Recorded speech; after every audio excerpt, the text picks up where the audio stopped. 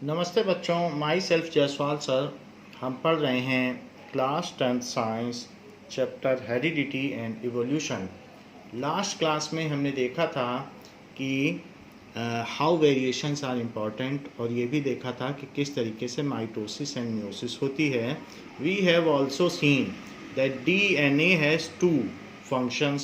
One is replication, and the result of replication of DNA is the cell division. जब DNA replicate होता है और two identical copies बन जाती है तो उसी के साथ फॉलोड बाय सेल डिवीजन होता है, जिससे कि दोनों में इक्वल अमाउंट ऑफ DNA हो जाए। So the other function of DNA is transcription. So functions of DNA क्या हैं? सो फंक्शंस ऑफ डीएनए, पहली बात बताई गई कि DNA replication,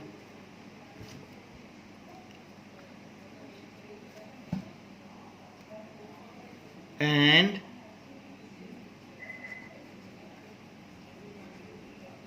second is DNA transcription. DNA का ट्रांसक्रिप्शन तो हमने रेप्लिकेशन पढ़ लिया है। Now let us have some idea कि डीएनए ट्रांसक्रिप्शन का मतलब क्या होता है। It is for protein synthesis. तो बी पार्ट अब हम देखते हैं। DNA transcription, so for that let us understand about RNA। तो RNA क्या होता है? The single strand of DNA is called RNA। Single strand of DNA में वैसे डबल स्ट्रैंडेड होते हैं, लेकिन अगर सिर्फ एक ही साइड हो, सिंगल धागा हो, डबल स्टैंडर्ड ना हो, तो उसे RNA कहेंगे। Is called RNA, that is ribo nucleic acid. उसमें डीऑक्सी राइबो न्यूक्लिक एसिड था और उसमें राइबो न्यूक्लिक एसिड है। बाकी सब कुछ वही है, बट इसकी राइबोस शुगर बदल जाती है। जैसे कि उसमें जो राइबोस शुगर इस तरीके से थी कि यहाँ पर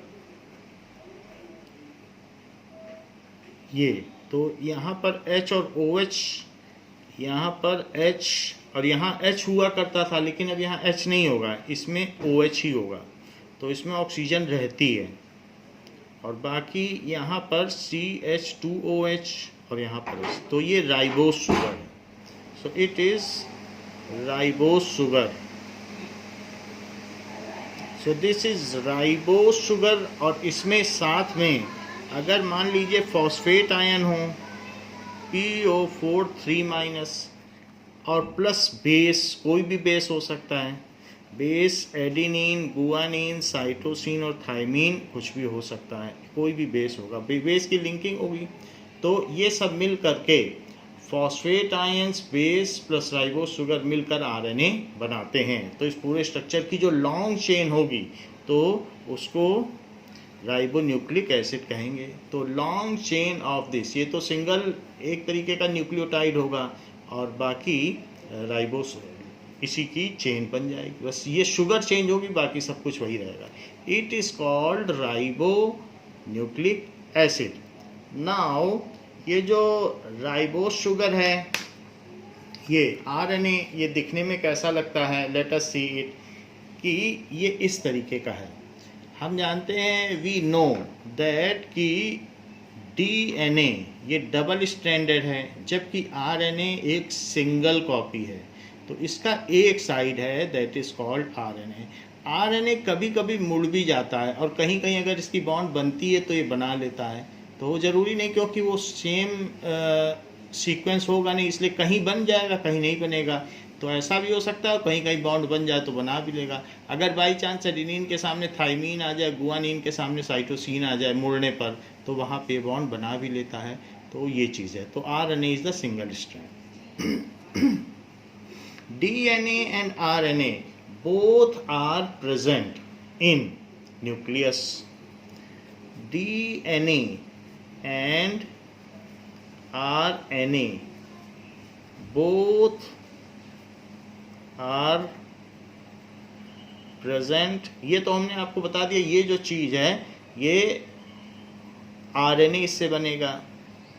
अगर इसकी लॉन्ग चेन हो, इसका पॉलीन्यूक्लियोटाइड हो, तो फिर RNA बनेगा. इन न्यूक्लियस, ये न्यूक्लियस में प्रेजेंट रहते हैं. And RNA acts as secretary और हेल्पर ऑफ DNA. तो RNA, DNA के पास सारे कोड हैं, RNA इससे कोड लेता है, RNA इससे सारी इंफॉर्मेशन लेगा. ये मैनेजर है, ये सेक्रेटरी है. तो इस तरीके से RNA is of three types. That is messenger RNA,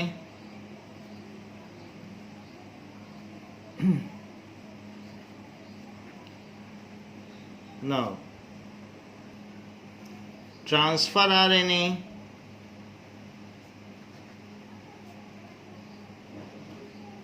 and ribosomal RNA. ribosomal RNA. तो इस तरीके से जैसे DNA होता है वैसे तीन तरीके के होते हैं, mRNA, tRNA एंड rRNA. तो ये सारी चीजें हैं. तो RNA का काम क्या है? The RNA picks up code from DNA for protein synthesis and at site of rough endoplasmic reticulum it synthesizes that protein. RNA picks up code तो DNA के पास ही है. फॉर प्रोटीन सिंथेसिस, जो भी प्रोटीन बनाना हो, बॉडी में 2000 तरीके के protein होते हैं, जिस भी तरीके का प्रोटीन बनाना हो. सो प्रोटीन सिंथेसिस, तो ये जो प्रोटीन सिंथेसिस को कोड को यहाँ से लेता है उसको कहते हैं transcription.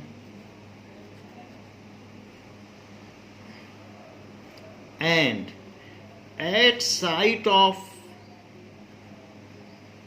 rough endoplasmic reticulum, RER, rough endoplasmic reticulum का शॉर्ट फॉर्म है, it synthesizes protein. वहाँ पर राइबोसोम्स बैठे हैं, तभी तो उसका नाम रफ एंडोप्लास्मिक रेटिकुलम है.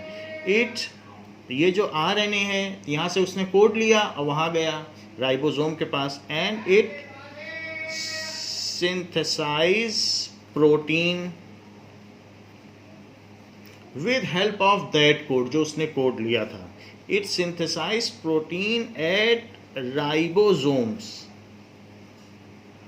राइबोसोम किसके ऊपर बैठे होते हैं? Rough endoplasmic reticulum. Endoplasmic reticulum के ऊपर जब राइबोसोम बैठा होगा तभी तो उसको रफ एंडोप्लास्मिक रेटिकुलम कहा गया. So it synthesize protein at ribosome with help of code. तो ये जो प्रोटीन का सिंथेसाइज करेगा उसको कहेंगे ट्रांसलेशन.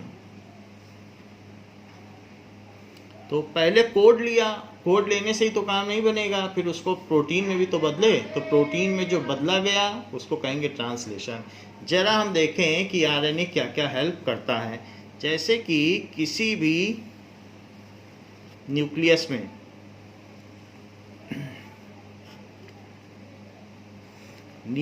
में छोटे छोटे छेद होते हैं, तो इनसे RNA अंदर बाहर आ जा सकता है. DNA कभी भी बाहर नहीं निकलता है, RNA ही निकलता है. तो मान लीजिए अगर बाहर से कोई एक बैक्टीरिया है या पैथोजन की एंट्री हो गई, सो दिस इज पैथोजन. तो एक मैसेंजर RNA है, वो यहाँ से बाहर आ सकता है क्योंकि वो सिंगल स्टैंड है, तो वो बाहर आके इसको देखेगा चारों तरफ से किस तरीके का पैथोजन है. That is disease causing bacteria को पैथोजन कहते हैं. पैथोस का मतलब बीमारी और जन का मतलब जनरेटर. तो इसलिए पैथोजेंस, पैथोलॉजी का मतलब बीमारियों के लिए, जो बीमारों के लिए जो लैब उसे पैथोलॉजी कहते हैं. तो इसलिए डिसीज कॉजिंग बैक्टीरिया.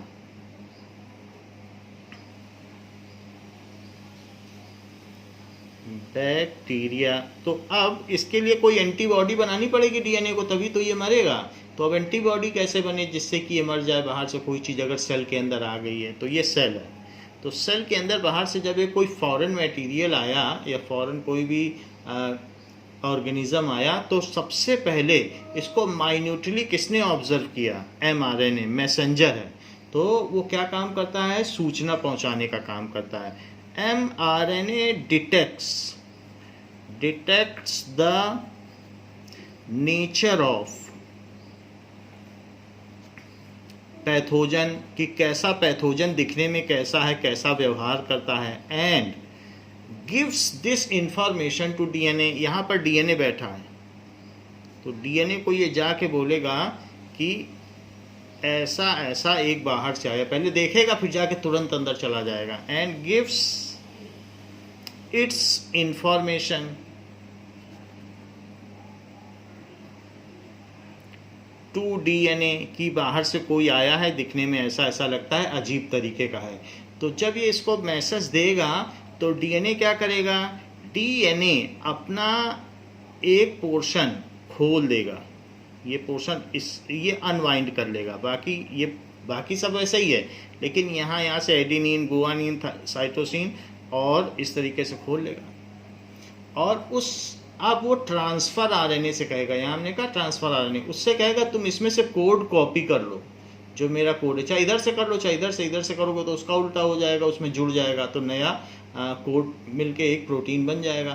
तो वो बोलेगा कि जो आपने पैथोजन बताया है वो 20 साल पहले इसी शकल सूरत का एक पैथोजन आया था, और हमने इस अपने 5th नंबर के क्रोमोसोम के 920th जीन से उसको मार गिराया था। तो मुझे याद आ रहा है वहीं पर इसको मारने की काट मौजूद है। तो ट्रांसफ़र आरएनए से बोलेगा जाओ आप 5th क्रोमोसोम में चले जाओ, और वहाँ का जो 930th या 28th जीन है उसमें मैं ओपन अप कर देता हूँ, और वहाँ से इस तरीके से खुल जाएगा बीच में से, तो ओपन अप कर देता हूँ और तुम वहाँ से कोड उस पर लिपट के कॉपी कर लो, क्योंकि एडेनिन है तो तुम लिपटोगे तो गुआनिन, और इस तरीके से उसका जो कंजुगेट बेस है उसे कॉपी कर लोगे और फिर उसको कॉपी कर लो। ये काम टीआरएनए का है, तो वो इस पर लिपट जाता है, किसी एक साइड पे लिपट जाएगा, तो वो इधर लिपट गया, और जो कॉपी है उसके उल्टा कंजुगेट बेस उसने तैयार कर लिया, क्योंकि यहाँ सब फ्लोट करते रहते हैं एडेनिन गुआनिन। तो जैसे ही खुलेगा एक कॉपी बन जाएगी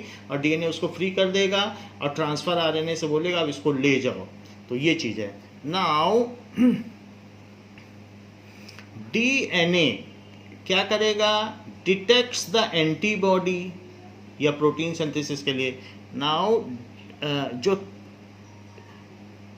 डीएनए इसके लिए पता कर लेता है कि कौन सा है, तो उसके बाद टीआरएनए क्या करेगा? TRNA goes to particular site of DNA, goes to particular site of DNA where the antibody of that pathogen, where the code of antibody for that pathogen is present। Antibody भी एक protein ही है, जो lysosome से ये सब protein ही तो होते हैं, उसके अंदर जो जूस भरे रहते हैं। So site of DNA where antibody strong catalyst जिसको कहते हैं, या फिर उसे प्रोटीन भी कह सकते हैं। Antibody code is present, antibody code is present, तो वहां चला जाएगा transfer RNA, code is present and copy the code, और उस कोड को कॉपी कर लेगा। एंड कॉपी द कोड, कैसे कोड को कॉपी कर लेगा? कि वहाँ पर जाएगा तो डीएनए ऐसे ओपन अप हो गया है, तो उसने कहा कि हम उस जगह से एक पर्टिकुलर जगह को खोल ले रहे हैं और तुम कॉपी कर लेना, क्योंकि वहीं पर कोड है। तो यहाँ अगर एडेनिन है, फिर यहाँ साइटोसिन है, थाइमीन है, गुआनिन है, साइटोसिन है, ऐसे है। तो इसके अपोजिट में क्या क्या होंगे? एडेनिन के अपोजिट में थाइमीन, साइटोसिन के अपोजिट में गुआनिन, क्योंकि खुल गया है। और इस तरीके से थाइमीन के अपोजिट में एडिनिन, फिर गुआनिन के अपोजिट में साइटोसिन, साइटोसिन गुआनिन, इसने ये खुल गया है। तो अब यहाँ पर टीआरएनए क्या करेगा, इसके चारों तरफ लिपट के, यहाँ इसके चारों तरफ लिपटेगा और ऐसे लिपटता हुआ कोड कॉपी करेगा। तो कोड कॉपी करेगा तो उसका कंजुगेट बेस का कोड कॉपी करेगा। तो अब उसके पास जो कोड कॉपी होगा, क्योंकि यहाँ पर सब शुगर तैर रही हैं, तो ये जो कोड कॉपी होगा एडिनिन के अपोजिट क्या है, एडिनिन के अपोजिट है, एडिनिन के अपोजिट है थाइमीन, थाइमीन ले लेगा। फिर साइटोसिन के अपोजिट में क्या है, गुआनिन ले लेगा, और थाइमीन है तो एडिनिन, फिर गुआनिन है तो गुआनिन के लिए साइटोसिन, फिर साइटोसिन और इस तरीके से गुआनिन। तो ये कॉम्प्लीमेंट्री इसका जो है थ्रेड, इसका कॉम्प्लीमेंट्री है, जस्ट उल्टा वाला, यानी आप ये समझिए जो यहाँ लिखा है वही वाला वो कॉपी कर लेगा और उसको वो जो ट्रांसफ़र आरएनए है जो खुद एक प्रोटीन है, ये टीआरएनए है, तो टीआरएनए यहाँ से कोड कॉपी करेगा और लेके जाएगा न्यूक्लियस के बाहर एंडोप्लाज्मिक रेटिकुलम के राइबोसोम के पास। अब जरा देखिए, तो टीएनए ये जो काम करता है, कॉपी कर लिया code in form of written documents या इन फॉर्म ऑफ कोडॉन, इसको कोड्स कहते हैं और इसको कोडॉन भी कह सकते हैं। इस चीज़ को कहते हैं ट्रांसक्रिप्शन।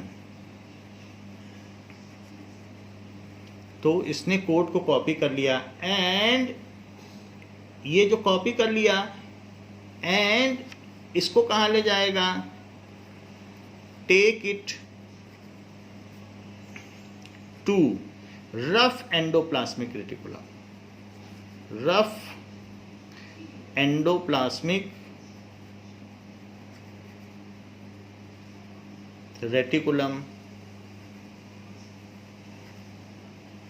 वेयर वहां पर राइबोसोम्स आर प्रेजेंट्स, तभी तो वो रफ है, ribosomes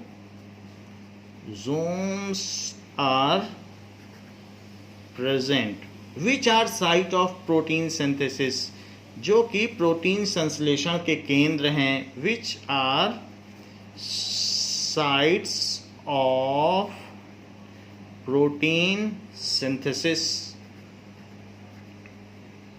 and hand over this codons, जो कोड उसने लिए हैं, and hand over this codes to rRNA, ribosomal RNA, कि भाई अब तुम्हारा क्षेत्र है, अब तुम इसको आगे इससे प्रोटीन बनाओ, and hand over this code, hand overs this code to rRNA को दे देगा। तो आरआरएनए को दे देगा, फिर rRNA converts this code into protein, ribosome के अंदर से प्रोटीन बनाएगा with help of amino acid. आपको मालूम है जो प्रोटीन है वो अमीनो एसिड के जुड़ने से बनता है। तो rRNA converts this code into desired protein, जो प्रोटीन उसको मारने के लिए जरूरी है, with help of amino acid. जैसे न्यूक्लियोटाइड से मिलकर पॉलीन्यूक्लियोटाइड बनता है, वैसे एमिनो एसिड बहुत सारे मिल जाएं तो प्रोटीन बन जाता है, एमिनो एसिड्स। सो एमिनो एसिड से प्रोटीन बन जाता है। ये चीज़ हमने आपको जो भी पहले के बायो के चैप्टर्स हैं उसमें ये बात आपको बता दी है कि किस तरीके से ये काम होता है, लाइफ प्रोसेसेस में आपको बताया गया है। अब देखें, तो ये जो काम हुआ है इसको कहते हैं कोड से आपने क्या बना लिया, कोड से प्रोटीन बना लिया, तो इस चीज़ को कहते हैं ट्रांसलेशन। तो ट्रांसलेशन, तो डीएनए ने ट्रांसक्रिप्ट किया, बाद में आरएनए ने उसको ट्रांसलेट कर दिया। तो डीएनए का काम ट्रांसक्रिप्शन है, बाकी ट्रांसलेशन तो आरएनए करेगा। तो हमने आपको ये बात बता दी कि डीएनए के दो काम हैं, रेप्लिकेशन, यानी जब सेल का डिवीजन है तो रेप्लिकेशन चाहिए, और प्रोटीन बनाना है तो कोड देगा। तो दो काम डीएनए को दिए गए हैं। Further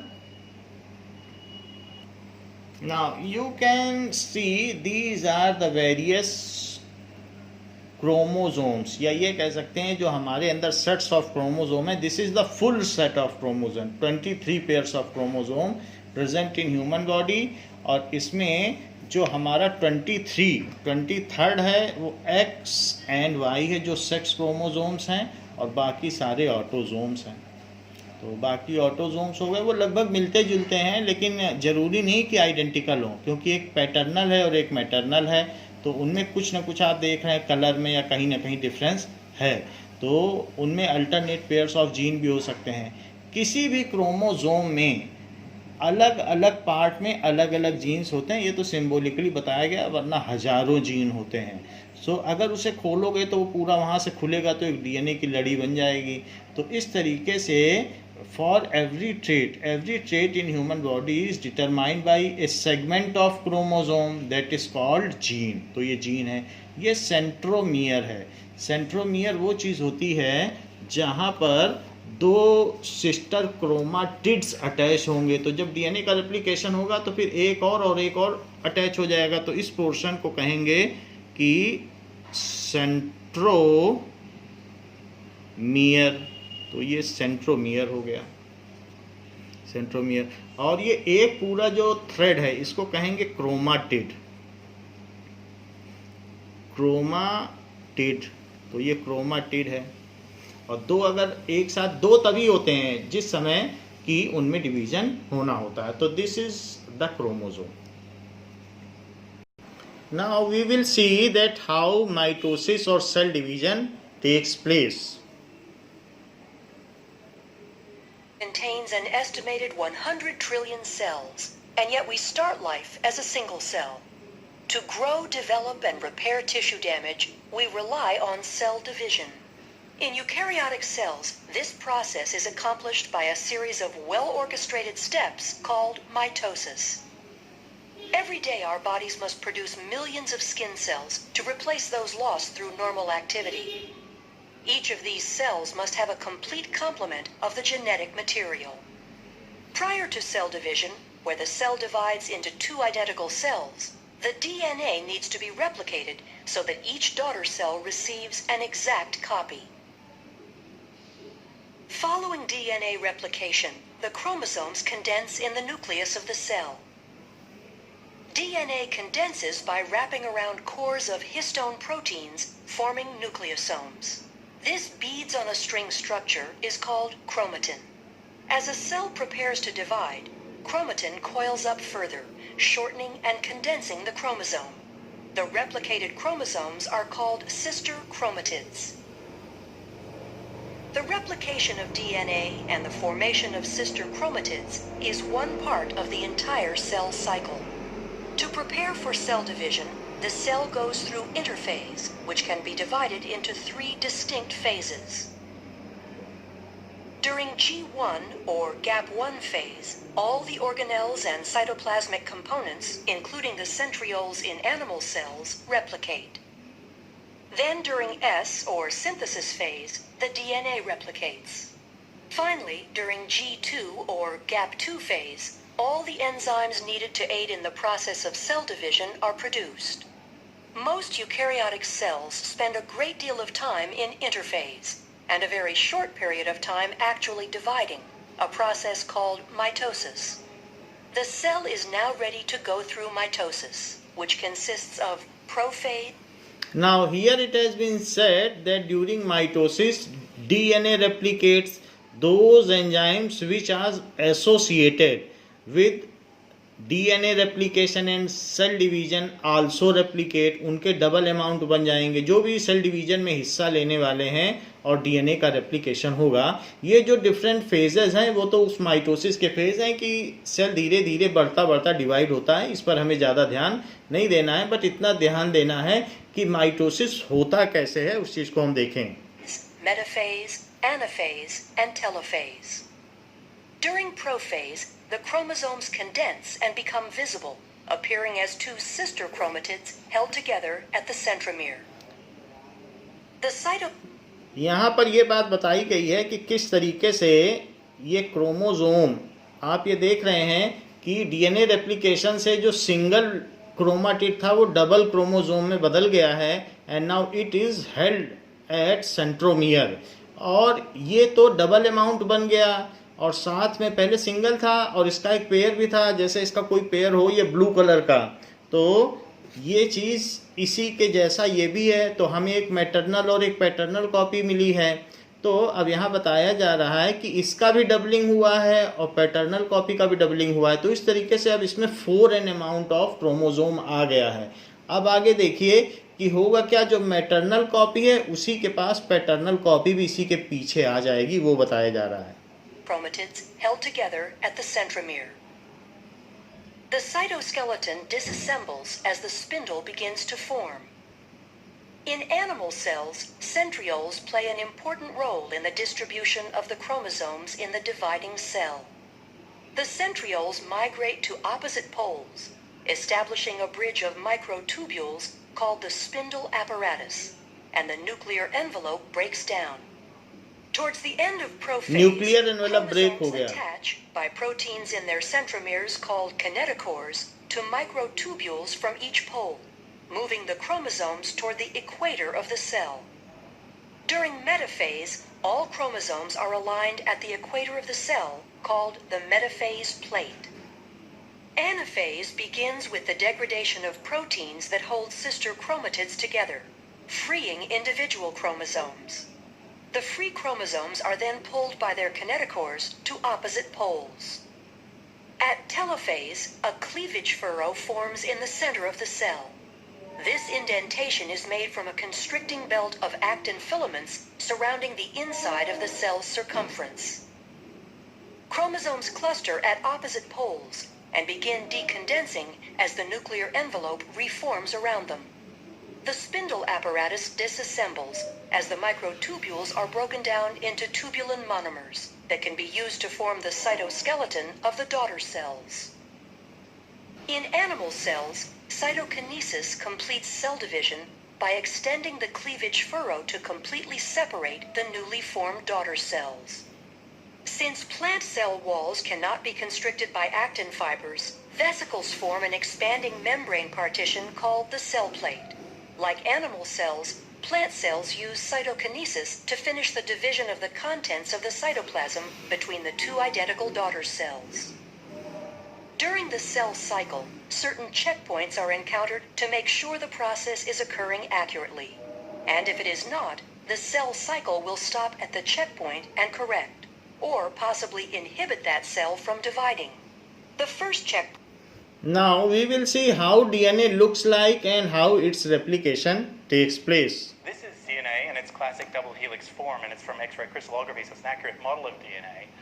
If we unwind the double helix and unzip the two strands, you see these things that look like teeth.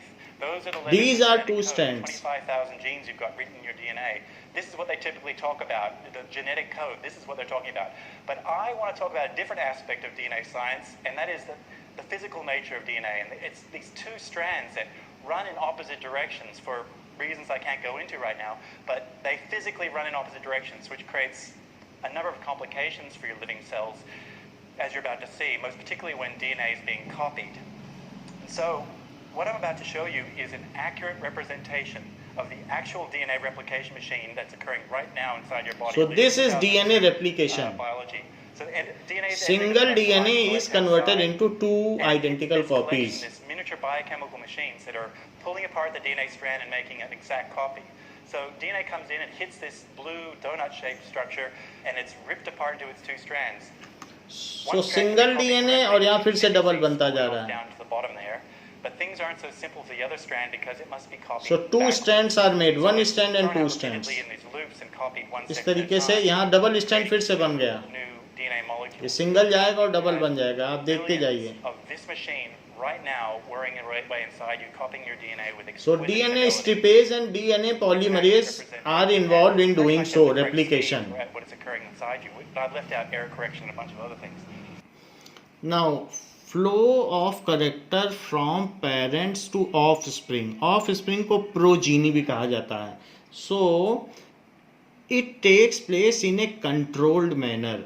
ऐसा नहीं है कि मदर और फादर का दोनों ही जो ट्रेट है वो बच्चे में आ जाए, किसी एक का होगा तो कुछ फादर से आएंगे, कुछ मदर से आएंगे। तो Gregor John Mendel has carried out a set of experiment on pea plant regarding this how the traits are transferred from parents to their progeny और ऑफ स्प्रिंग। तो जो mother and father pea plant है उससे बच्चे में जो next generation है उसमें किस तरीके से ट्रेट ट्रांसफ़र होते हैं, इस बात को ग्रेगर जॉन मेंडल ने अपने एक्सपेरिमेंट से पता किया। और he has given A set of rules for this, उन्होंने इसके लिए कुछ रूल्स भी बताए कि हेरिडिटी के क्या क्या रूल्स हैं, rules of inheritance. So before going into this experiments, let us understand and adhere some definitions regarding this. So what is progeny? Now, so progeny is the offspring produced by parents either by sexual reproduction or asexual reproduction is called progeny. Where single parent is involved, that kind of reproduction is called asexual reproduction. Where two parents are involved, then such kind of reproduction is called sexual reproduction. So the offspring produced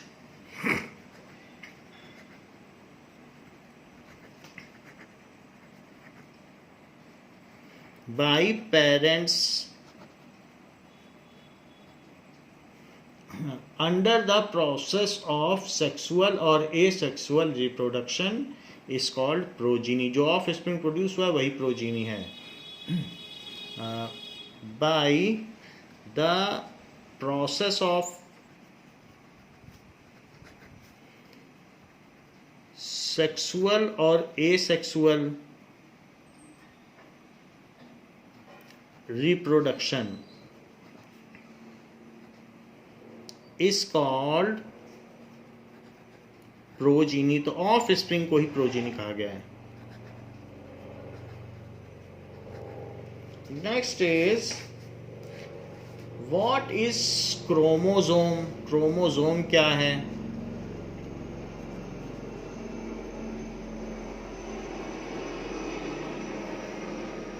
It is thread-like structure in nucleus of a cell. It is thread-like structure inside nucleus, in the nucleus of a cell, formed of DNA which carries the genes. So formed by DNA, ये DNA से मिलके बना है. which is gene carrier, which carries the gene. इसी में gene होते हैं जिससे हमारे ट्रेट्स डिसाइड होते हैं. carries the gene. Now what is gene? Gene क्या है? Gene is a unit of DNA. Gene is a DNA की यूनिट या फिर long segment of DNA. Long segment या फिर यूनिट ऑफ DNA जो कि क्या करती है ऑन ए क्रोमोसोम. वही चीज कंडेंस हो गई और क्रोमोसोम में प्रेजेंट है. On a chromosome. तो जैसे कि हमने आपको बताया कि क्रोमोसोम इस तरीके से शेप का होगा, उसमें एक सेंट्रोमियर होगा और ये फिर ऐसे ये है. तो इसमें कुछ कुछ अलग अलग जीन होंगी, प्रेजेंट होंगी. सो 99.9% जो भी DNA है वो तो किसी काम का नहीं है, यूजलेस है. लेकिन 0.1% से हमारे अंदर जो भी कैरेक्टर या ट्रेट्स हैं वो डिसाइड होते हैं. तो इसको जीन कहेंगे. और ये क्रोमोसोम है. तो क्रोमोसोम में एक पर्टिकुलर सेगमेंट ऑफ क्रोमोसोम को जीन कहेंगे. और उसी को खोल दोगे तो लॉन्ग सेगमेंट ऑफ DNA बन जाएगा. जैसे स्वेटर ऊन से मिलकर बना होता है. So chromosome. वो क्या करता है, which governs the synthesis of one protein, जिससे कि वन प्रोटीन बनता है और उस प्रोटीन से हमारा एक फीचर डिसाइड होता है, which governs the synthesis of one protein that controls a specific characteristic of organism, that controls a specific characteristics, a specific characteristic, जिसको ट्रेट भी कह सकते हैं कि हमको क्या ट्रेट्स मिले हैं, that is of an organism, जो प्रोजीनी का एक, या हम सब में भी जीन है, तो जो हमारा फीचर डिसाइड करता है, जो हमारे हर सेल में है, हर सेल में, बॉडी में मिलियंस ऑफ सेल है और हर सेल में बहुत सारे क्रोमोजोम है, हर क्रोमोजोम में बहुत सारे जीन हैं और क्रोमोजोम का कोई पर्टिकुलर जीन किसी भी क्रोमोजोम का एक पर्टिकुलर ट्रेट डिसाइड करता है, जैसे hanged ear lobe and attached ear lobe. So of an organism, उसको जीन कहेंगे। कोई जीन है, ये हो सकता है डिसाइड करता हो कि हमारी नोज का कैसा शेप होगा, तो वो जीन कहलाएगा।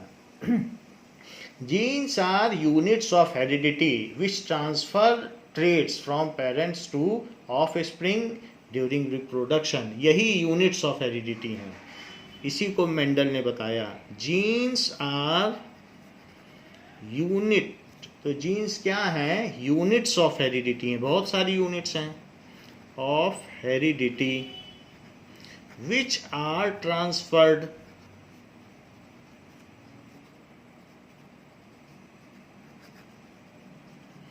from parents to progeny, from parents to progeny। progeny का मतलब होता है ऑफस्प्रिंग, यानी बच्चा, spring, which are transferred from parents to progeny during reproduction, during reproduction। तो ये यूनिट्स ऑफ हेरिडिटी है, ये बात इन्होंने कह दी। अब देखें कि जीन दो तरीके के होते हैं, the gene which decides the appearance of organism even in presence of alternate gene, क्योंकि हर एक क्रोमोजोम एक पेयर में होगा, एक हमें माँ से मिला है और एक पिता से मिला है, तो मदर एंड फादर से जो भी चीज़ मिली है, तो दूसरा वाला जो जीन है या दूसरा वाला जो क्रोमोजोम है वो भी इसके साथ में ही रहेगा और दोनों एक साथ रहेंगे। तो अगर मान लीजिए, ये बिल्कुल ज़रूरी नहीं है कि आइडेंटिकल हो, अगर इसमें भी उसी तरीके से हैं और एक मदर के पास हैंग्ड ईयर लोब है और अटैच्ड ईयर लोब है फादर के पास, तो अल्टरनेट यानी दूसरे उसी तरीके से अल्टरनेट जीन की प्रेजेंस में जो अपने को रिफ्लेक्ट कर दे। मान लीजिए हमें माँ का अटैच्ड ईयर लोब है और हमारा भी अटैच्ड ईयर लोब हुआ और पिता का हमने नहीं कैरी किया हैंग्ड ईयर लोब, तो हम कहेंगे कि जो माँ का जीन है वो डोमिनेंट हुआ है क्योंकि वही बच्चे में आया है। तो दोनों ही थे, लेकिन जो भी चीज जिसका प्रगटीकरण हुआ है, the gene which is manifested as physical appearance, तो उसको हम कहेंगे कि वो डोमिनेंट जीन है, जिसका प्राकट्य हुआ है, जिसका प्रादुर्भाव हुआ है। So the gene which is manifested as phenotype या physical appearance is called dominant gene. तो दूसरे अल्टरनेट जीन की उपस्थिति में जो जीन अपने को दिखा दे कि भाई मेरी ही चलेगी, तो उसको कहेंगे dominant gene. So what is dominant gene?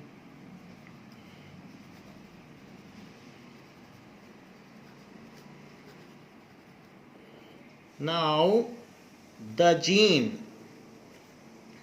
which decides the appearance of organism, the gene, ऐसा जरूरी नहीं है कि सारे जीन माँ के ही होंगे हमारे अंदर, कुछ फादर में डोमिनेंट होंगे तो पर्टिकुलर ट्रेट है, जैसे नाक का आकार फादर से हमें मिल गया, लिप्स का आकार माँ से मिल गया, कान का आकार माँ से मिल गया, इसी तरीके से हमारी फिंगर्स का शेप फादर से मिल गया।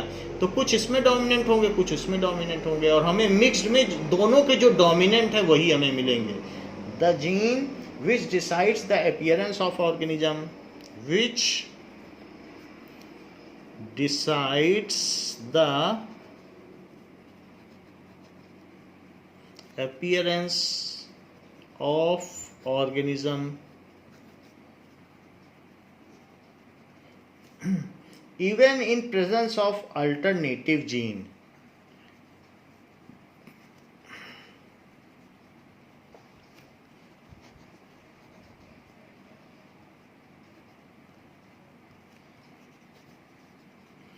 Gene is known as a dominant gene, is known as dominant gene. तो अल्टरनेट जीन हो, कोई दूसरा जीन हो लेकिन वो अपने को प्रकट कर दे, मैनिफेस्ट कर दे, तो उसको कहेंगे डोमिनेंट जीन. जो हमारे अंदर आया है, फादर और मदर को देख लो और किसका हमारे अंदर आया, तुम्हें पता चल जाएगा कि डोमिनेंट कौन सा है, क्या क्या चीज़ कैसा कैसा शेप है. So that is dominant gene. जैसे टॉलनेस और डॉफनेस में टॉलनेस डोमिनेंट है, ऐसे ही the gene which can decides. और अगर लेकिन फिर भी अगर दोनों में डॉफनेस हो, फादर और मदर दोनों नाटे हों तो बच्चा भी नाटा होगा, क्योंकि डॉफनेस अगर टॉलनेस के साथ रहेगी तो डॉफनेस जो है वो अपने को मैनिफेस्ट नहीं कर पाएगी, यानी रिफ्लेक्ट नहीं कर पाएगी, जबकि डॉफनेस के साथ हो तो रिफ्लेक्ट कर पाएगी.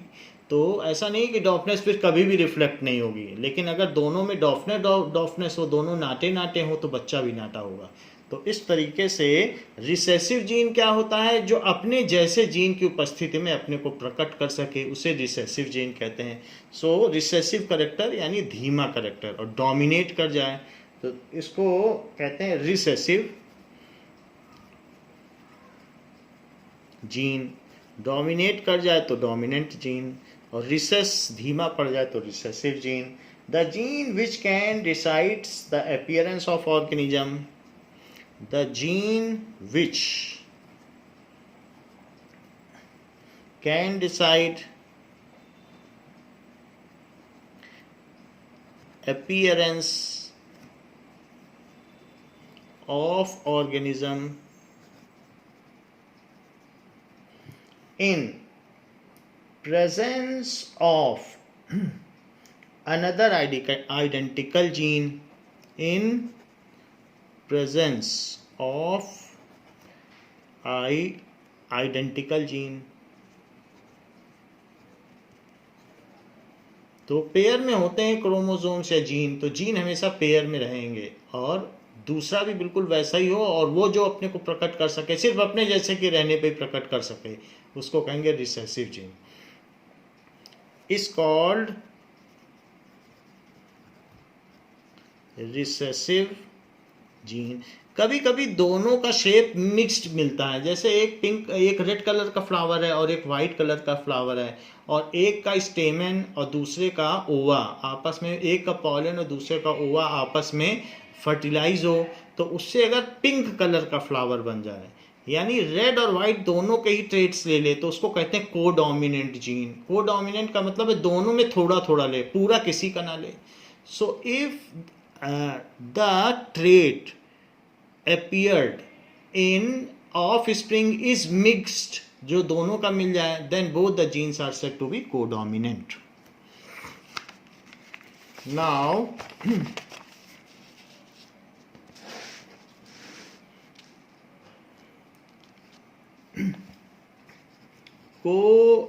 codominant gene, if a pair of alternate gene both contributes towards the character of offspring, if a pair of alternate gene, दोनों ही अलग अलग हैं, both contributes, लेकिन दोनों ही contribute करें, contributes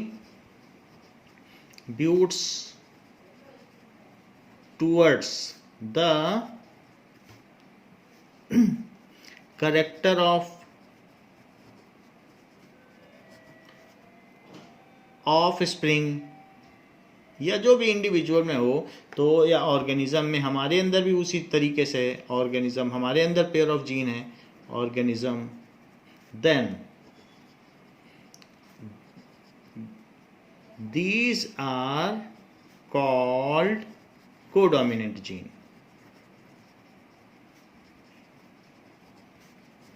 ऐसा होता है, let if red flower plant, red rose plant and white rose plants are crossed over, if red rose plant and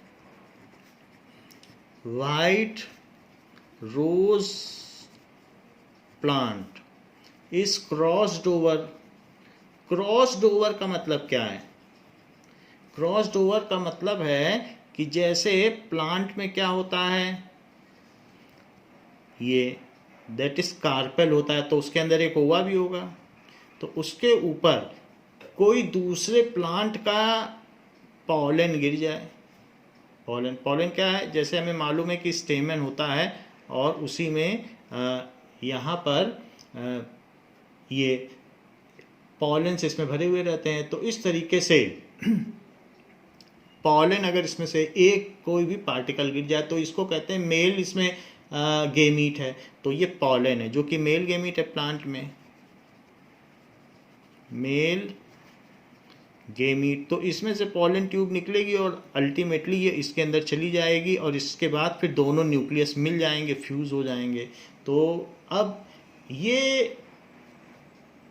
red plant का पॉलन है, रेड रोज का पॉलन है, और ये है मान लीजिए जिसमें ये गिरा वो भी एक रोज है, तो उसमें भी इस तरीके से रोज है, तो जिसमें ये गिरा वो ये दूसरा रोज था और उसका इसमें हवा से उड़ के चला आया, उसमें भी सब कुछ होगा, लेकिन उसके अंदर भी ये सारी चीज़ें होंगी जो चीज़ें, लेकिन इसमें का इसमें हुआ है, जिसको कहते हैं क्रॉस पॉलिनेशन। दूसरे रोज का एक जो पुंकेसर है या पॉलन है इसके ऊपर आके गिर गया है। तो ये भी एक रोज प्लांट था जो कि रेड रोज है, और ये वाइट रोज है, और इससे जो अब सीड्स बनेंगे अगर वो पिंक रोज बन जाएं, इनकी क्रॉसिंग ओवर हुई है, इसी के पार्टिकल्स इसमें हवा में उड़ते हुए आए और गिर गए, और इसके बाद इसमें क्रॉसिंग ओवर हुई है, और इससे अगर पिंक रोज बन जाए, सो पिंक रोज अगर बन गया तो इसको कहेंगे कि कोडोमिनेंट जीन। दोनों ने अपना अपना किया, ना रेड आया ना वाइट आया, पिंक आ गया, तो इसको कहेंगे कोडोमिनेंट। Crossed over and pink rose is produced in next generation, and pink rose is produced in next generation,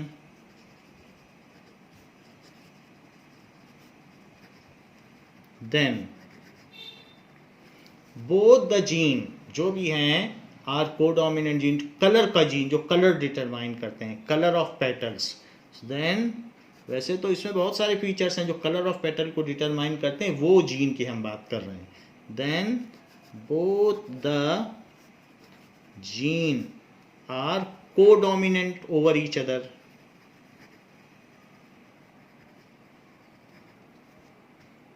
ये कोडोमिनेंट हो जाएंगे। अब देखिए what does it mean by genotype. हम जीनोटाइप से क्या समझते हैं? कोई भी जीन है तो वो पेयर में होगा। हमारे अंदर अगर हम टॉल हैं तो हम ये नहीं कह सकते कि जो दोनों पेयर हैं वो टॉल होंगे, क्योंकि हमारी टॉलनेस शॉर्टनेस के साथ भी रहेगी तो भी हम टॉल रहेंगे, क्योंकि हमने देखा था कि टॉलनेस एक डोमिनेंट जीन है। तो अगर हमारे पेयर में हमें एक माँ से मिला है और एक पिता से मिला है, माँ हमारी नाटी थी तो भी मैं टॉल हो सकता हूँ, और माता पिता दोनों लंबे तो भी टॉल हो सकते हैं।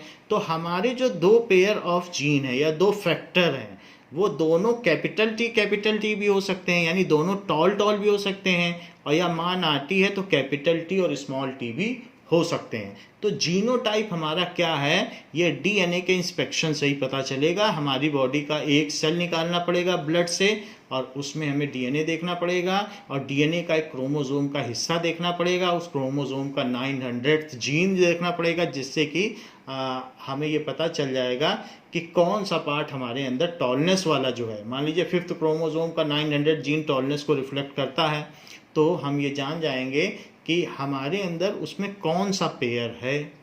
तो जीनोटाइप हमारा क्या है, ये डीएनए के लैब इंस्पेक्शन से ही पता चल सकता है। ऊपर से देखने पर हम नहीं बता सकते कि हम टॉल हैं तो हमारे माँ और बाप दोनों टॉल हैं, या सिर्फ माँ टॉल हैं और फादर डॉफ हैं, या फादर टॉल हैं और मदर डॉफ हैं, कुछ हम नहीं बता सकते। तो जीनोटाइप डीएनए के इंस्पेक्शन से होगा। Genotype is the description of gene present in organism.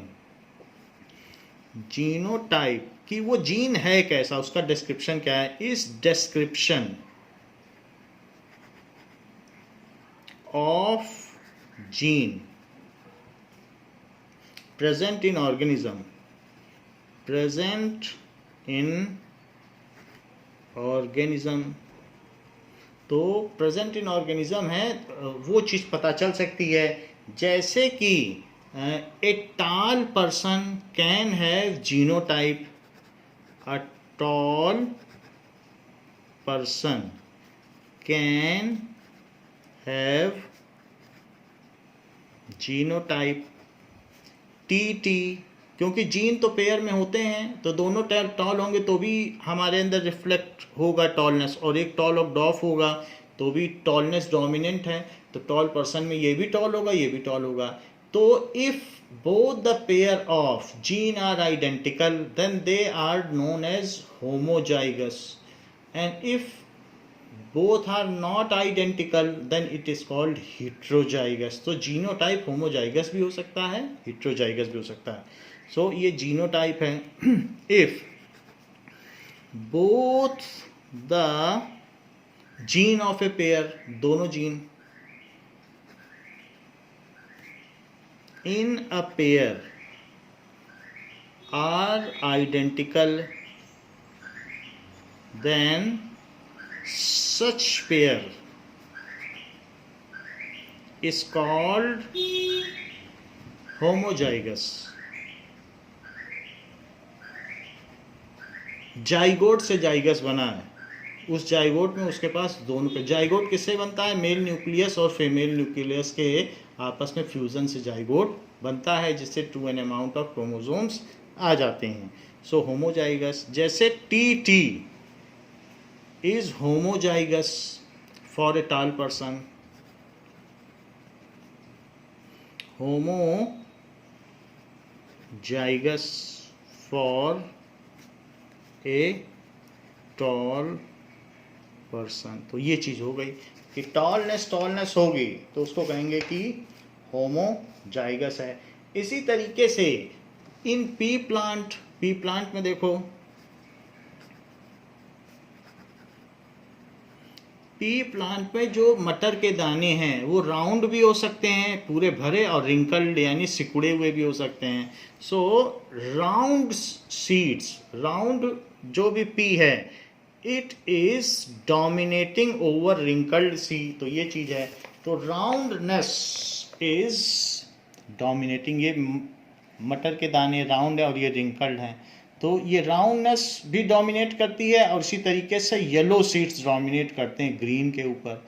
तो ग्रीन रिसेसिव है, रिंकल्ड रिसेसिव है, राउंड डोमिनेंट है, येलो डोमिनेंट है। येलो कलर में डोमिनेंट है और शेप में जो है राउंड डोमिनेंट है।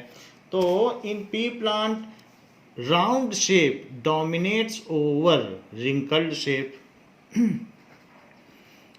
राउंड जो भी पी सीड्स हैं, pea seed dominate over wrinkled pea seeds. तो इस तरीके से जो ये डबल लेटर हम यूज करते हैं, तो कैपिटल अल्फाबेट होता है डोमिनेंट के लिए और स्मॉल या लोअर केस होता है रिसेसिव के लिए, लेकिन लेटर उसी का यूज किया जाएगा जो डोमिनेंट है। जैसे डॉफनेस का डी नहीं यूज किया गया, मोर टॉल लेस टॉल, डॉफनेस को लेस टॉल माना जाएगा, तो इस तरीके से टी वर्ड यूज किया जाएगा। राउंड नॉट राउंड, राउंड ही करके माना जाएगा। तो राउंड पी प्लांट अगर डोमिनेंट है, so it contains, it may contain, जो राउंड पी प्लांट है, तो राउंड पी सीड में कंटेन, उसका जीनोटाइप क्या हो सकता है? राउंड पी सीड में, क्योंकि जीन तो पेयर में होते हैं, में कंटेन आर जीनोटाइप भी हो सकता है या आर स्मॉल आर भी हो सकता है, राउंड और राउंड रिंकल्ड ऐसा भी हो सकता है। सो ये चीज़ हो सकती है। और आर जीनोटाइप जिसमें होमोजाइगस कौन से हैं? वेयर आर इज होमोजाइगस, दोनों आइडेंटिकल हैं। Where are is homozygous. Homozygous का मतलब क्या हुआ? प्योर ब्रेड, प्योर ब्रेड यानी शुद्ध नस्ल है उसकी, प्योर ब्रेड। ब्रेड का मतलब नस्ल से होता है कि प्योरली ऐसे हैं, जैसे अरब के लोग सब गोरे गोरे होते हैं, तो उस तरीके से प्योर नस्ल मानी जाएगी। तो प्योर ब्रेड है। होमोजाइगस, दोनों एक जैसे हैं जीन, तो होमोजाइगस ऐसा है। इसी तरीके से in yellow seeds and green pea seeds, yellow colour dominates over green colour. तो ये तो हमने पी प्लांट में देख लिया, तो पी प्लांट में फिर से देखेंगे। In pea plant yellow seed, yellow colour का जो भी सीड होगा, dominates over green seeds.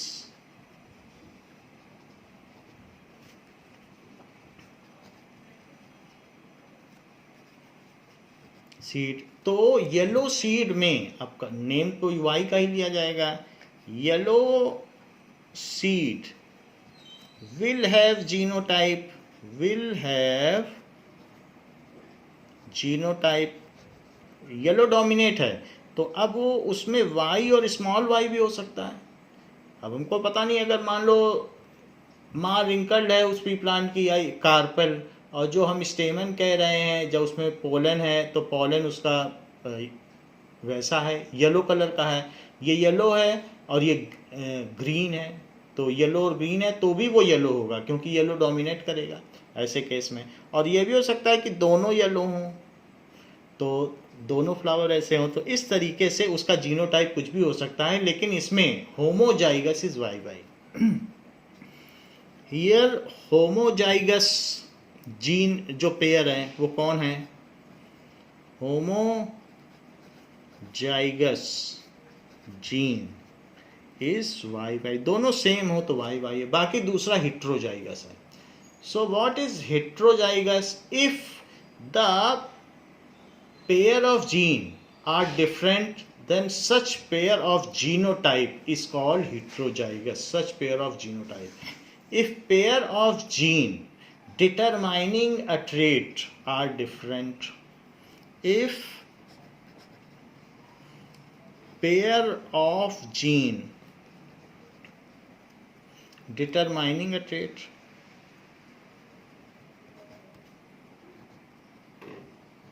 are different, then उसको क्या कहेंगे? then such genotype is called heterozygous, such genotype is heterozygous। जैसे कि टॉलनेस और डॉफनेस, ऐसे केस में भी टॉल ही होगा, जो डोमिनेंट है वो करेक्टर है, जो लेटर है समझो वही डोमिनेंट है। इसी तरीके से राउंड रिंकल्ड में राउंड और रिंकल्ड, राउंड डोमिनेंट है ये भी राउंड और ये भी राउंड है, सब राउंड हैं, इनका फिनोटाइप राउंड है, लेकिन फिर भी ये होमोजाइगस राउंड है और ये हेट्रोजाइगस राउंड है। इसी तरीके से ये हेट्रोजाइगस टॉल है, और जहाँ कैपिटल टी होगा वो होमोजाइगस टॉल होगा, वो प्योर ब्रेड है, शुद्ध नस्ल, ये संकर नस्ल है, ये मिक्स्ड ब्रेड है। तो इस तरीके से यहाँ पर जो है ये हाइब्रिड है, हाइब्रिड का मतलब मिक्स्ड ब्रेड। और ऐसा ही हो सकता है वाई वाई, येलो और ग्रीन दो के मिक्स से बना है, तो ये भी हो सकता है, ये भी हो सकता है। सो ये सब हेट्रोजाइगस है, तो इसको कहते हैं हाइब्रिड। या फिर mixed bread. It is also called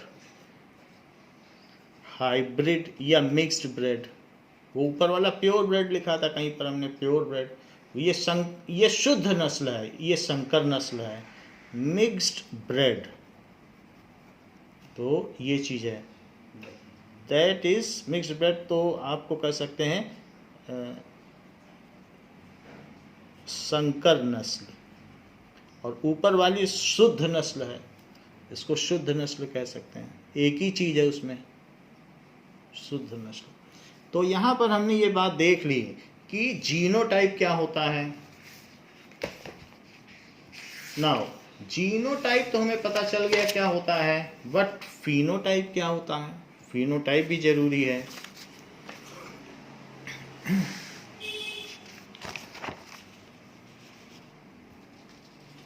तो जो चीज विजिबल होती है, जो बाहर से देखने में आए, उसे फिनोटाइप कहते हैं। क्योंकि जीन तो हम देख नहीं सकते कि अंदर क्या है।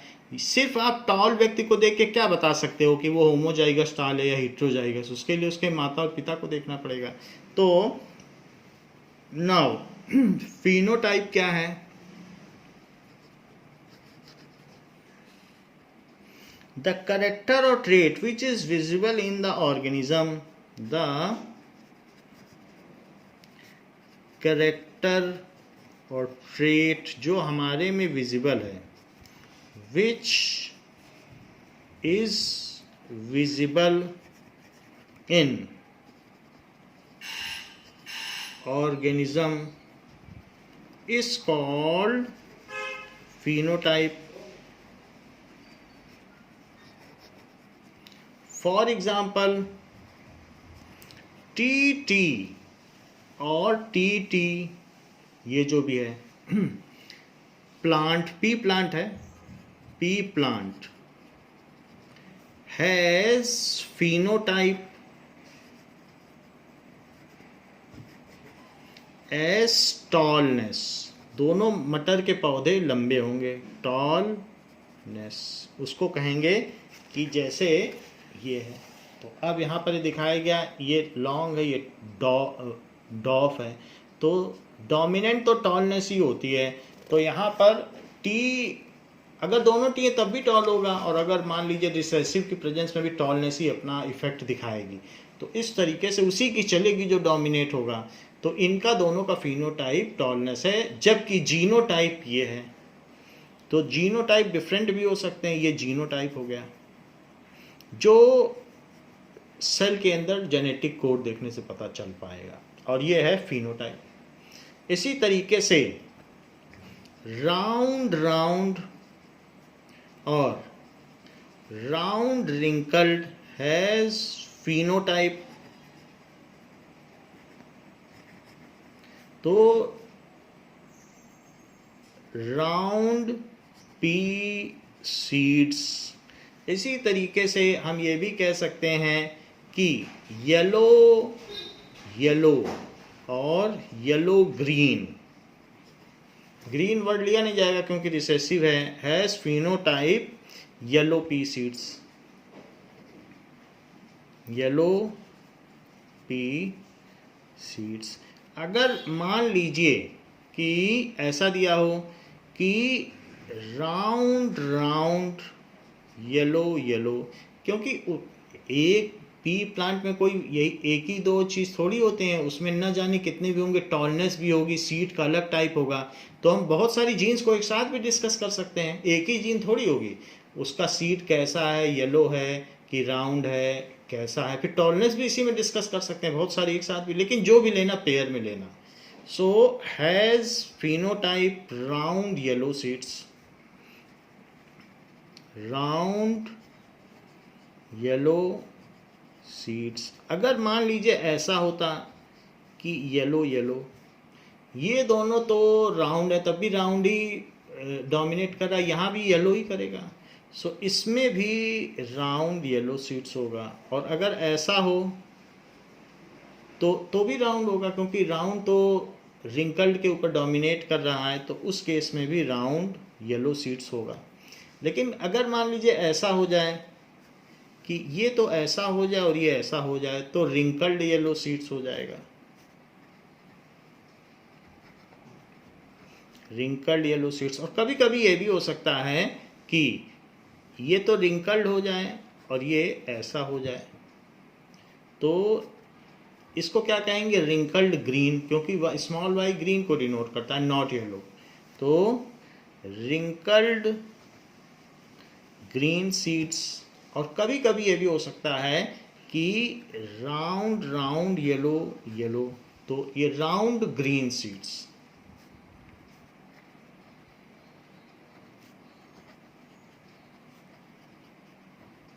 तो हम दो ऐसे प्लांट्स भी ले सकते हैं जिसमें अलग अलग तरीके का क्रॉस करा दें। अगर सिंगल सिंगल का क्रॉस ओवर भी हो सकता है, तो सिर्फ हम सारी चीज़ें एक जैसी लें, लेकिन दोनों पौधे में सिर्फ टॉलनेस में अंतर हो, तो उसको कहेंगे, एक ही फीचर डिफरेंट हो तो उसको कहेंगे मोनो हाइब्रिड क्रॉस। और अगर दो फीचर डिफरेंट हो, मान लो एक का येलो सीड है, दूसरे का ग्रीन सीड है, एक का राउंड है तो दूसरे का रिंकल्ड है, तो दो फीचर का डिफरेंस अगर हम दो प्लांट में लेंगे तो डाई हाइब्रिड क्रॉस कहलाएगा।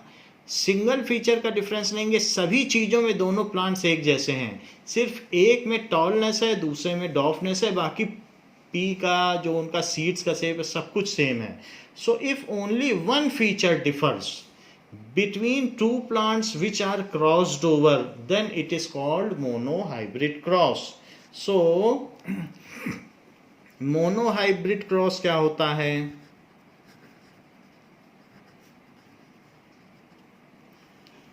If two plants which are crossed over, two plants भी हो सकता है, एनिमल्स भी, तो हम लोग प्लांट्स के बारे में कर रहे हैं क्योंकि वहाँ हम कंट्रोल्ड रूप में उनको क्रॉसिंग ओवर करा सकते हैं। वो चीज़ हम बता देंगे कैसे कंट्रोल्ड रूप में।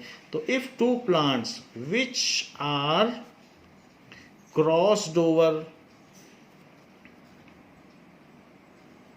जिसका पॉलन हमने इसमें डाला है, तो एक उसमें से ऐसा है जो कि टॉल है और दूसरा डॉफ है, और बाकी कोई उनके सीड में या और कोई भी कहीं भी डिफरेंस नहीं, बाकी सब कुछ सेम है, एक नाटा है तो एक लंबा है। Which are crossed over have only one difference in phenotype,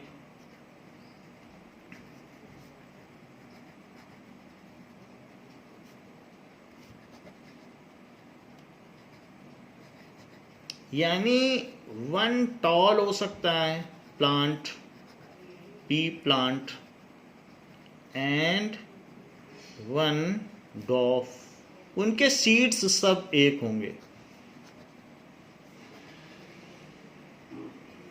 then such crossing over is called monohybrid cross. Then such crossing over is called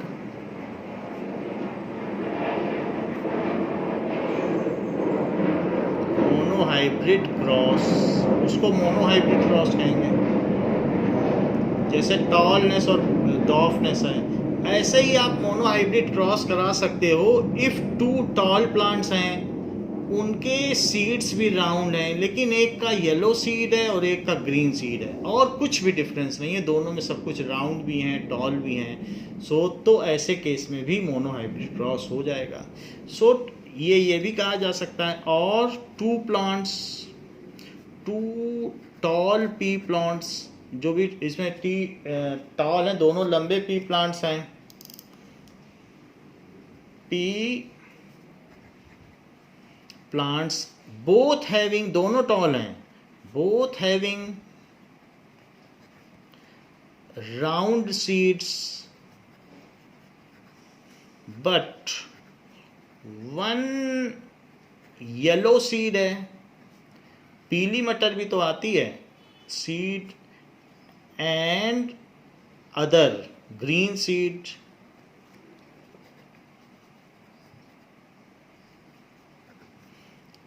are crossed over, और उनकी क्रॉसिंग ओवर करा दो, एक ही फीचर डिफरेंट है, crossed over, then it is also monohybrid cross.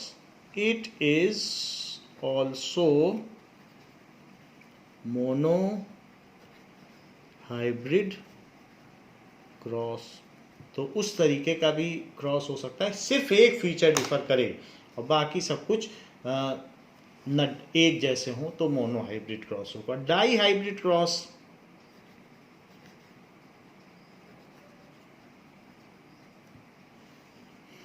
if two pea plants which are crossed over differs in their phenotype in terms of two characters, if two pea plants या two plants which are crossed over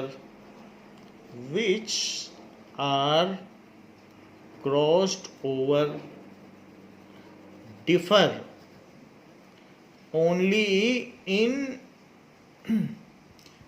two features, दो features, दो trades, दो characters में differ करें, then such crossing over is called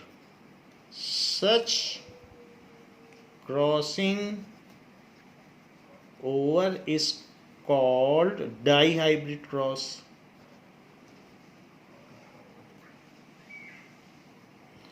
For example, one yellow round seeds pea plant is crossed over with, एक yellow है, pea plant is crossed over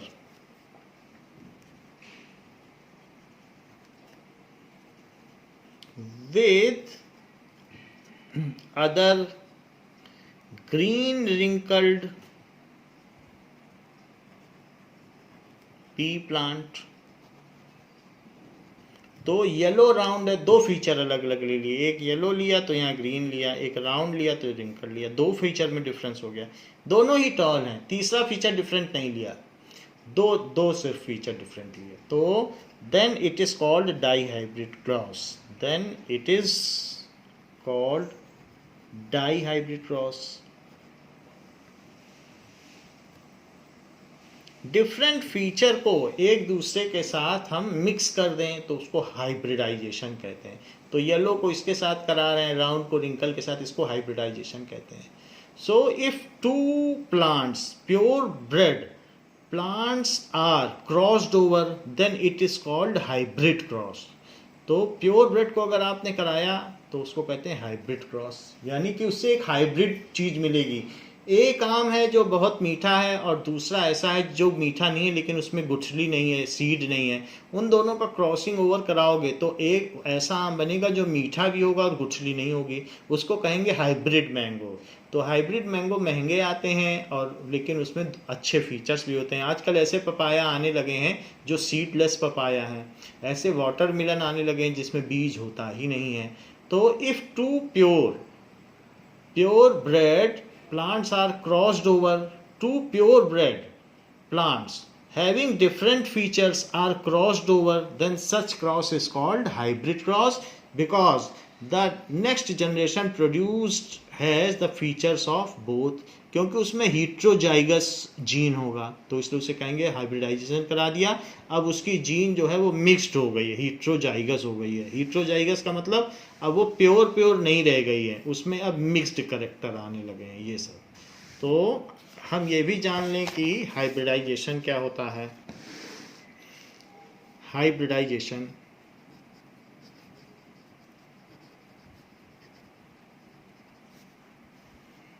if two pure bred plants of different features या different phenotype, phenotype है बाहर से जो appearance है, are crossed over, crossed over का मतलब एक का pollen दूसरे के ओवा में डाल दिया जाए, crossed over, then जो भी उस केस में प्रोजीनी बनेगा, then it produces hybrid progeny, then it produces hybrid progeny, hybrid progeny produce करेगा। तो इस तरीके से and the process is called hybridization, and the process is called hybridization. जैसे कि ये मैं आपको बताऊं कि जो पेरेंट है, तो पेरेंट्स फिनोटाइप,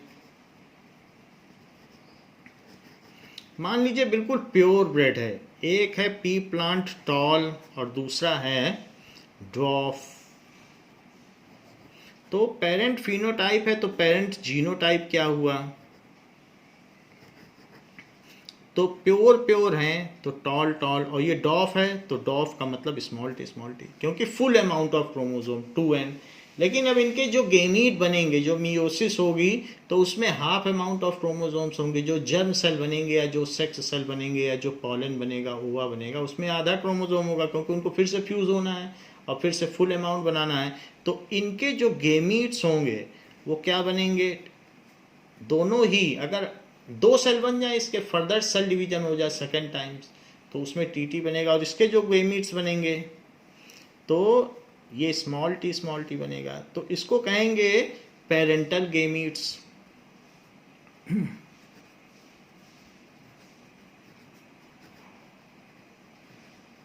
ये पेरेंटल गेमीट्स है। अब हो सक इसका स्पर्म लेके इसके ओवा में डाल दो, ये इसका स्पर्म ले, ये इसका पॉलन लेके इसके ओवा में डाल दो, या इसका पॉलन लेके एक कोई भी चीज कर सकते हो।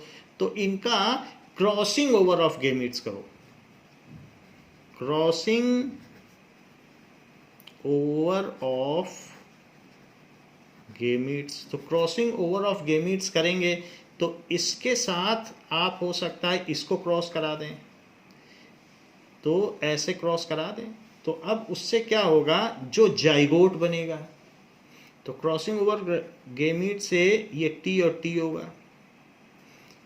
आप चाहें तो इसके साथ इसका भी करा सकते हैं, तो इन दोनों से भी टी और टी होगा, और इसका भी करा सकते हैं, तो इसके साथ टी और टी होगा, और इसके साथ इसका भी करा सकते हैं, तो ऐसा करने पर भी टी और टी होगा। तो ये क्रॉसिंग ओवर ऑफ गेमीट्स है। ये चीज़ क्या कराई गई? क्रॉसिंग ओवर, ऐसे क्रॉस ओवर करा दिया। नाउ ये जो बना, ये क्या बना? प्रोजीनी या F1 जनरेशन है, और ये पेरेंटल क्रॉस कराया गया है। ये किसका क्रॉस है? पेरेंटल क्रॉस, पेरेंट्स का क्रॉस कराया गया। तो इससे जो चीज़ बनती है वो फर्स्ट फिलियल जनरेशन है। सो F1 जीनोटाइप, F1 जीनोटाइप ये हो गया, और F1 फिनोटाइप क्या हुआ? F1 फिनोटाइप, अब जो भी उसका नया प्लांट बनेगा वो उसमें प्योर ब्लड नहीं रहेगा, अब होमोजाइगस नहीं रह गया, अब उसमें मिक्स्ड हो गया, फिर भी वो टॉल दिखेगा। तो इस केस में भी टॉल दिखेगा और इस केस में भी टॉल दिखेगा। तो इसने जो भी प्लांट्स, हमने हर तरीके से इनका आपस में क्रॉस ओवर कराया, लेकिन जितने भी प्लांट मिलेंगे आपको एक भी डॉफ नहीं मिलेगा, सारे टॉल ही मिलेंगे। इससे भी टॉल, क्योंकि डोमिनेंट टॉल है और डोमिनेंट वाला सभी में एक एक पेयर है अल्टरनेट की उपस्थिति में, तो टॉलनेस ही उसमें रिफ्लेक्ट होगी। तो इसका जो भी आपको मिलेगा सब टॉल होंगे। सो इफ जो हमने पेरेंटल क्रॉस कराया टॉल एंड डॉफ प्लांट का, then all the plants in F1 generation are tall. So if, लेकिन वो हाइब्रिड हुआ, तो आपने सिर्फ इसमें सिंगल फीचर में ही आपस में डिफरेंस रखा, टॉलनेस और डॉफनेस, बाकी सीड में कोई भी अंतर नहीं था।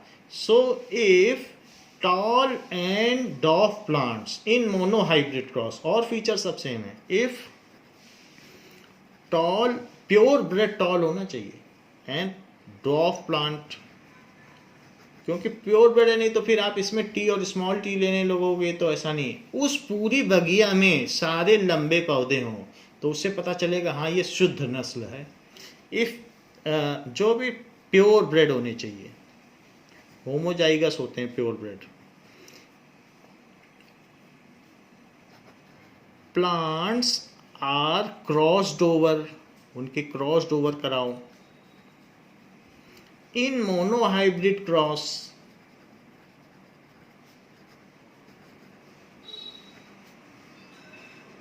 then in such parental cross whatever F1 generation is produced, then due to such parental cross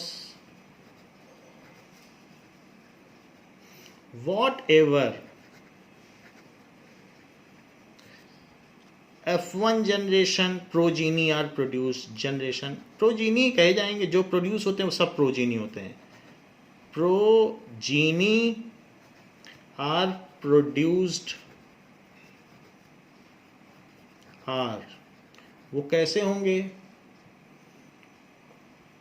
वो जितने भी होंगे are all tall heterozygous tall, ये सभी टॉल होंगे, are tall but with genotype, तो टॉलनेस उनका फिनोटाइप है और विद जीनोटाइप हिट्रोजाइगस है, तो अलग अलग है ना दोनों।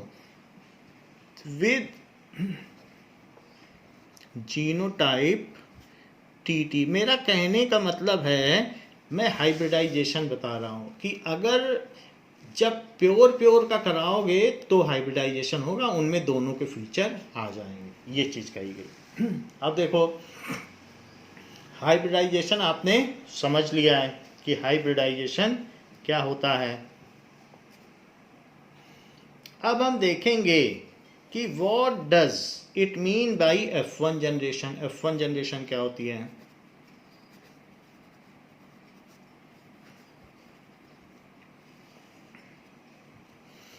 When two parents cross to produce progeny, when two parents cross का मतलब breed to produce progeny, तो जब वो लोग अपने बच्चे पैदा करेंगे to produce progeny, तो उसको क्या कहेंगे?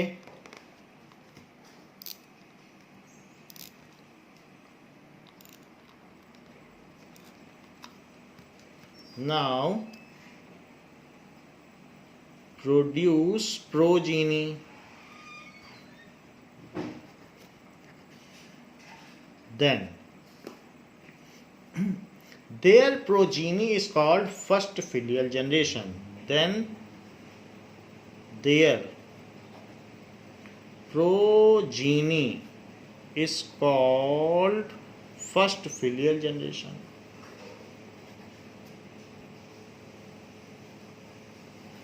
फाइल से फिलियल बना है, फर्स्ट फिलियल, उसकी फाइलिंग करो कि कितने कैसे प्रोड्यूस हुए, फिलियल जनरेशन।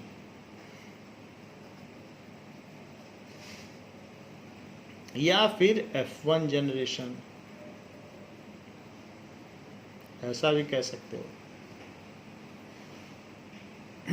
अब देखो when first generation cross over, अब F1 जनरेशन फिर से क्रॉस ओवर कर लें, then it produces second filial generation. When F1 generation आपस में क्रॉस करें, F1 generation cross over, then their progeny are called second filial generation, then their offspring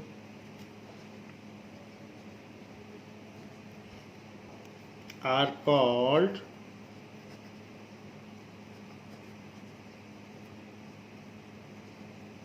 second filial generation, second filial यानी F2 generation. तो इसी में मैंने F2 generation की भी डेफिनेशन बता दी। F2 जनरेशन क्या है? यहाँ F1 है, F1 एंड F2 जनरेशन दो हैं, F1 एंड F2 जनरेशन, तो दोनों इसी में हो गई।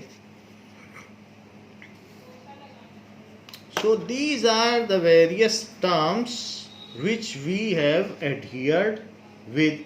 तो हमने यहाँ पर आपको कई चीजें बता दी. हाइब्रिडाइजेशन की एक सिंपल डेफिनेशन भी है, a new form of plant resulting from a cross of different varieties of plants is called hybridization. So hybridization की ये definition भी चल जाएगी. Now hybridization की एक और definition आप देख लें, a new form of plant, a new form of plant resulting from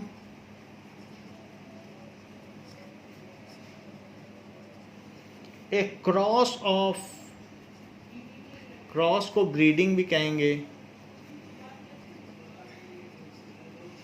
breeding of different varieties of plants of same species.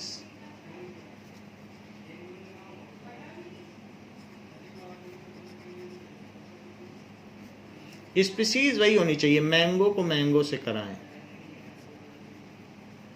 Same species is known as hybrid. तो ऐसा जो न्यू फॉर्म प्रोड्यूस होता है कहेंगे ये हाइब्रिड मैंगो है, hybrid, तो उसे हाइब्रिड कहेंगे. So these are the various terminology जो कि हमने यहाँ पर देखी. Now what is inheritance? Inheritance क्या है?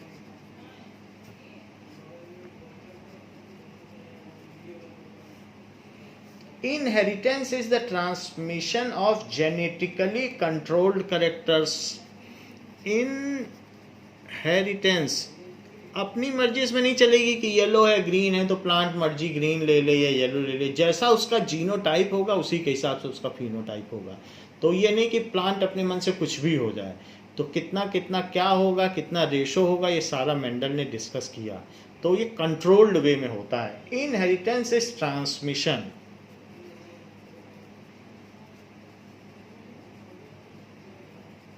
ट्रांसमिशन ऑफ, अगर आपको ये पता चल जाए कि मान लीजिए स्किन कलर वाइट और ब्लैक में कौन डोमिनेंट है, तो अमेरिका में या रशिया में या इंडिया में बैठे हुए साइंटिस्ट पता कर सकते हैं कि पूरे वर्ल्ड में कितने गोरे लोग हैं, कितने काले लोग हैं, कितने टॉल हैं. उनको देखने की ज़रूरत नहीं है, काउंट भी करने की ज़रूरत नहीं है. They can simply find out, क्योंकि ये कंट्रोल्ड मैनर में होगा. So inheritance is the transmission of genetically controlled characters. Inheritance is transmission of genetically controlled characters. Genetically controlled characteristics